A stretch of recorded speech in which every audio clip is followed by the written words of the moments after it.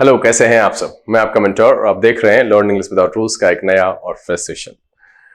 बारी है यहां पर क्लोज टेस्ट की।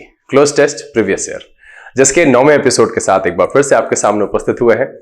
पैसे रखेंगे उसी तरीके से आप जैसे सॉल्व करते आए हैं। अब तक के 8 एपिसोड को सॉल्व करके आपने बहुत कुछ सीखा है और अब आप फ्रेंडली होते जा रहे हैं कि हाँ, अब मैं भी क्लोज टेस्ट सॉल्व कर सकता हूं। तो चलिए सीजन की शुरुआत करते हैं। लेकिन उससे पहले जो लोग इस चैनल पर नए हैं और वैसे पुराने लोग जिन्होंने अब तक चैनल को सब्सक्राइब नहीं किया है, प्लीज सब्सक्राइब कर लीजिए। बेल आइकन प्रेस करके नोटिफिकेशन को ऑल पर रखना नहीं भूलेगा।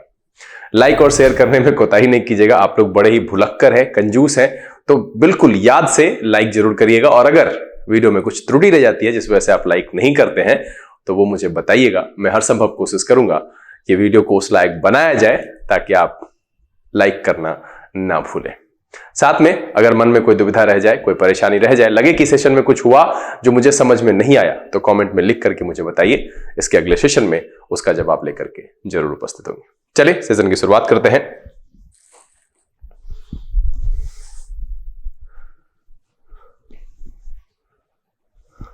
लर्न इंग्लिश विदाउट रूल्स के सेशन में एक बार फिर से आप सबका तहे दिल से स्वागत है। आपको सिस्टम पता ही है, मैं सवाल लेकर के आऊंगा, स्क्रीन से हट जाऊंगा। आपका काम है वीडियो को पॉज करके जल्द से जल्द उसको सॉल्व करने की कोशिश करें। फिर हम उपस्थित होते हैं आंसर एंड एक्सप्लेनेशन के साथ। चल बनाइए।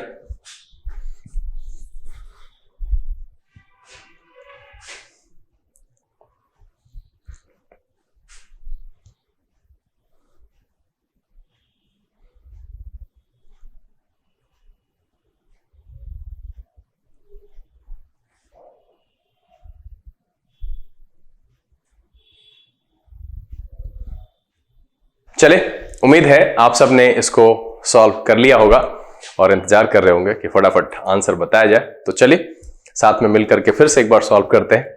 और मैंने आपको पहले ही बताया है कि जब मैं सॉल्व करूं तो मैंने आपको बताया है कि इसमें क्या करना है कि एक बार फिल इन द ब्लैंक्स के साथ ही इसको पढ़ना है। जहां जहां फुल स्टॉप है वहां तिरछी लकीर लगा करके ये पता करना है कि एक सेंटेंस में double, single, triple, multiple fillers कहां कहां कैसे दिया हुआ है। कह रहा है Gandhi ji once said I would say that if the village perishes. अब देखिए, पेरिस का मतलब होता है क्या? पेरिस का मतलब होता है मर जाना, नष्ट हो जाना। ये ध्यान रखिएगा।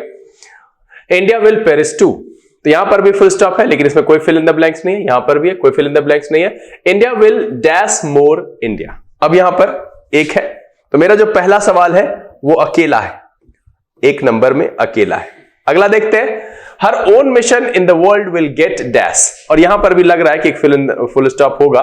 चूंकि आगे कैपिटल है तो हम दो को भी अकेला ही मान लेते हैं, क्योंकि वहां दिया हुआ नहीं है। तीसरा कह रहा, the dash of the village is possible only when it is no more dash industrialization on a mass scale will dash lead to passive और active exploitation of the villagers as the problems competition and marketing come in. यहां तक है 6 number तक। तो इसमें क्या है? इसमें मेरा है 3, 4, 5 और 6 एक साथ है।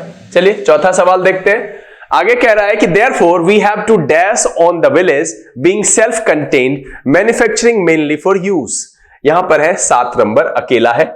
ठीक है, अगला देखते हैं 5वें में। कह रहा है provided this character of the village industry is dash, there would be no objection to villagers using even the modern machines and tools that they can make dash to use।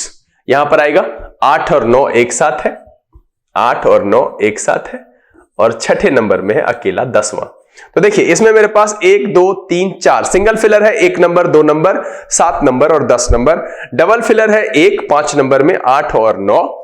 और जो मल्टीपल फिलर है वो 3, 4, 5, 6 एक साथ है। ठीक है, कह रहा है कि Gandhi ji once said I would say that if India. इसमें क्या समझ में आया कि विलेजर्स को लेकर के कुछ बात कही गई है, जो एक्सप्लॉयटेशन की बात हो रही है, जो हम गांव में जाकर के उसका पूरा दोहन कर लेते हैं, पूरे निचोड़ लेते हैं। तो इस तरीके से क्या होगा कि गांव मर जाएगा। और जब गांव मरेगा, कह रहा Gandhi ji once said I would say that if the village perishes, नष्ट हो जाता है, India will perish too, Bharat भी समाप्त हो जाएगा। कह रहा India will dash more India. अब यहां पर है सर्टेनली, स्कार्सली, मच। सबसे अच्छा है नो मोर। जब मर जाएगा तो नो मोर इंडिया, तो इसलिए इसका सवाल का जवाब क्या हो जाएगा? डी, कि India will no more India. Her own mission in the world will get. अब देखिए, जब नो मोर रहेगा तो फ्लोरिश नहीं होगा, एलिवेटेड नहीं होगा, एक्सटेंशन नहीं होगा, गेट लॉस्ट, तो यहां पर क्या हो जाएगा, lost. The dash of the village is possible, ठीक है, the dash of the village is possible only when it is no more dash industrialization. अब देखिए, गांव का क्या हो जाएगा, रिवाइवल, यहां डिवास्टेशन का कोई मतलब नहीं है, ठीक है, प्रूनिंग का कोई मतलब नहीं है, रिहैबिलिटेशन का कोई मतलब नहीं है, यहां रिवाइवल, फिर पुनर्जीवन के तौर पर कह रहा है, the revival of village is possible only when it is no more dash industrialization. ठीक है, पहला क्या आया, इसका है डी, ए और रिवाइवल, ठीक है। अब उसमें क्या कह रहा है, नो मोर डिन्यूडेड। अब डिन्यूड का मतलब क्या होता है, उघाड़ना, remove the covering of something, तो इसका कोई संदर्भ में मतलब ही नहीं है। उसके बाद देखिए, कंटैमिनेटेड का भी कोई मतलब नहीं है, एंड पॉपुलेटेड का भी कोई मतलब नहीं है, तो नो मोर यहां पर एक्सप्लॉइटेड इंडस्ट्रियलाइजेशन, यहां पर क्या हो जाएगा, exploited industrialization on a mass scale will dash lead to passive or active exploitation of the villagers। Obviously अगर हम exploited industrialization गांव में करेंगे तो वो पैसिव हो, पैसिवली हो या एक्टिवली हो, वो गांव वालों को भी क्या करेगा, एक्सप्लॉइटेशन करेगा of the villagers as the problem dash competition and marketing come in। तो अब यहां पर क्या हो जाएगा, यहां आ गया मेरा exploited, इसमें क्या आ गया, exploited industrialization on a mass scale will, पांचवा क्या हो जाएगा, विल नेसेसरली, अनिवार्य रूप से, जब एक्सप्लॉइटेड होगा तो वो क्या करेगा, या देखिए नेसेसरली, स्कार्सली का कोई मतलब नहीं है, सरप्राइजिंगली का भी कोई मतलब नहीं है, पैशनेटली का भी इस संदर्भ में कोई मीनिंग नहीं आ रहा है। नेसेसरली, अनिवार्य रूप से वो क्या करेगा, कह रहा है no more exploited industrialization on a mass scale will necessarily lead to passive और active exploitation of the villagers as the problems, ठीक है। अब क्या कह रहा है, प्रॉब्लम्स डैश, अब मेरा कौन सा, छठा नंबर, छठे में forming, enhancing, between and of, the problems of competition and marketing come in. सबसे बढ़िया है प्रॉब्लम्स ऑफ, क्या है, प्रॉब्लम्स ऑफ, तो यहां पर क्या हो जाएगा, ऑफ, ठीक। इसमें 4 नंबर में क्या आ जाएगा, 4 नंबर में आ जाएगा आपका बी, चूंकि बड़ा है इसलिए हम इसको बी ही लिख करके रख देते हैं, और 5 नंबर में आ जाएगा आपका जो है नेसेसरली, ठीक है, तो हो जाएगा डी, ठीक है। आगे उसके बाद देखिए, यहां तक हो गया मेरा, तो शुरू से पढ़ लेते एक बार कि गांधी जी once said, I would say that if the village perishes, India will perish too. India will no more India. Her own mission in the world will get lost. The revival, यहां पर रिवाइवल है सी, है ना, the revival of the village is possible only when it is no more, और B number में exploited industrialization on a mass scale will necessarily lead to passive or active exploitation of the villagers as the problem of competition and marketing come in। ठीक है, जैसे ही exploited industrialisation होगा तो क्या होगा, होड़ लग जाएगी ना इंडस्ट्री के आने की, विभिन्न कंपनी आ जाएगी, उसके बीच में फिर कंपटीशन शुरू हो जाएगा, फिर एक होड़ हो जाएगा, एक जो है ना वो रैट रेस है, भागदौड़ शुरू हो जाएगी, भैया कितना शोषण कर लिया जाए, कितना आगे किससे निकल जाए। और इसमें जो है डायरेक्टली और इनडायरेक्टली दोहन हमेशा से जो है वो गांव वालों का होता आया है और होगा ही। फिर आगे क्या कह रहा है कि therefore we have to dash on the village being self contained. ठीक है, क्या कह रहा है, therefore we have to concentrate, है ना, यहां पर सीधा सीधा पॉन्डर का कोई मतलब नहीं यहां पर है, इमेजिन का कोई मतलब नहीं है, और इंश्योर का भी कोई मतलब नहीं है, सबसे बेहतर है कॉन्सेंट्रेट, कि therefore we have to concentrate on the village being self contained, गांव क्या हो जाए, सेल्फ कंटेन्ड हो जाए, मैन्युफैक्चरिंग मेनली फॉर यूज, वो अपने यूज के लिए सेल्फ कंटेन्ड हो जाए, मैन्युफैक्चरिंग मेनली फॉर यूज, तो यहां पर क्या हो जाएगा, कॉन्सेंट्रेट का सेंस आएगा। ठीक है, तो इसमें हो जाएगा ए नंबर 7वें में। अगला कह रहा है provided this character of the village industry is dash there would be no objection to villagers using even the modern machines.